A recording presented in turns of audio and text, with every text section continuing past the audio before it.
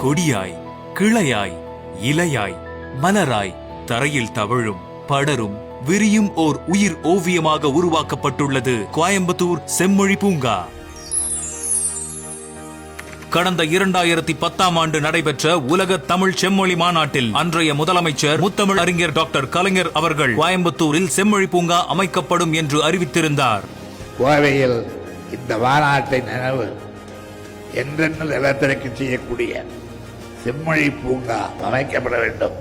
இந்த அறிவிப்பினை செயல்படுத்தும் வகையில் கோயம்புத்தூரின் மையப்பகுதியான காந்திபுரத்தில் செம்மொழி பூங்கா அமைக்க நடவடிக்கை மேற்கொள்ளப்பட்டு மாண்புமிகு தமிழ்நாடு முதலமைச்சர் திரு மு.க. ஸ்டாலின் அவர்களால் கடந்த 18/12/2023 அன்று அடிக்கல் நாட்டப்பட்டது. இதனைத் தொடர்ந்து முதல் கட்டமாக நகராட்சி நிர்வாகம் மற்றும் குடிநீர் வழங்கல் துறை சார்பில் ரூபாய் 208.50 கோடி மதிப்பீட்டில் 45 ஏக்கர் பரப்பளவில் உலக தரத்தில் அனைத்து வசதிகளுடன் கூடிய செம்மொழி பூங்கா அமைக்கும் பணிகள் துவங்க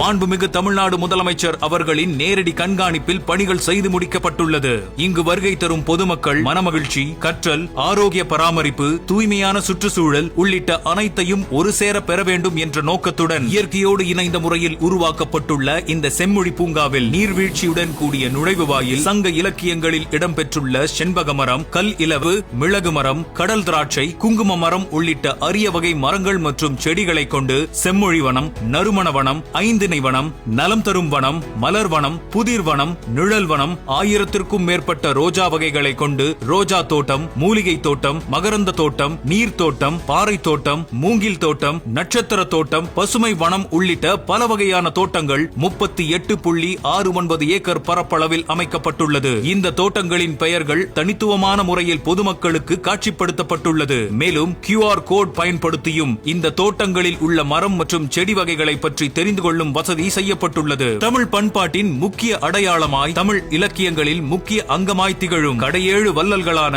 பேகன், பாரி, காரி, ஆய் ஆண்டிரன், அதியன், நல்லி, ஓரி ஆகியோரின் கற்சிலைகள், படிப்பகங்கள், இயல், இசை, நாடகம் என முத்தமிழ் மற்றும் இயற்கை பாரம்பரியம் சார்ந்த நிகழ்ச்சிகளுக்காக 500 பேர் அமரக்கூடிய திறந்தவெளி அரங்கம், மரம் மற்றும் செடி வளர்ப்போரை ஊக்குவிக்கும் வகையில் நாற்றாங்கால் பண்ணை, குழந்தைகளுக்கான விளையாட்டு பூங்கா, AI மற்றும் VR கேம்ஸ் கொண்ட உள் விளையாட்டு அரங்கம், மேம்படுத்தப்பட்ட நடைபாதை, 100க்கும் மேற்பட்ட கல் இருக்கைகள், மேலும் செம்மொழி பூங்கா முழுவதும் இரவில் ஜொலிக்கும் வண்ணம் அலங்கார விளக்குகள் உள்ளிட்ட பல்வேறு சிறப்பு அம்சங்களுடன் பொதுமக்கள் நடைபயிற்சி செய்வதற்கு கால்வலி ஏற்படாத வகையில் பிரத்யேகமான முறையில் மண் அடுக்குகளால் அமைக்கப்பட்ட நடைபாதை, தானியங்கி குடிநீர் வழங்கும் இயந்திரம், முதியோர் மற்றும் மாற்றுத்திறனாளிகளுக்கான சக்கர நாற்காலி, மின்சார வாகனம், உணவகம், ஒப்பனை அறை, பணியாளர்கள் தங்குமிடம், பேருந்துகள், கார்கள் மற்றும் இருசக்கர வாகனங்கள் நிறுத்துமிடம், மழைநீர் சேகரிப்பு மற்றும் மறு பயன்பாடு அமைப்பு உள்ளிட்ட அனைத்து வசதிகளும் செய்யப்பட்டுள்ளது. இத்தகைய சிறப்புகளுடன் உலக தரத்தில் உருவாக்கப்பட்டு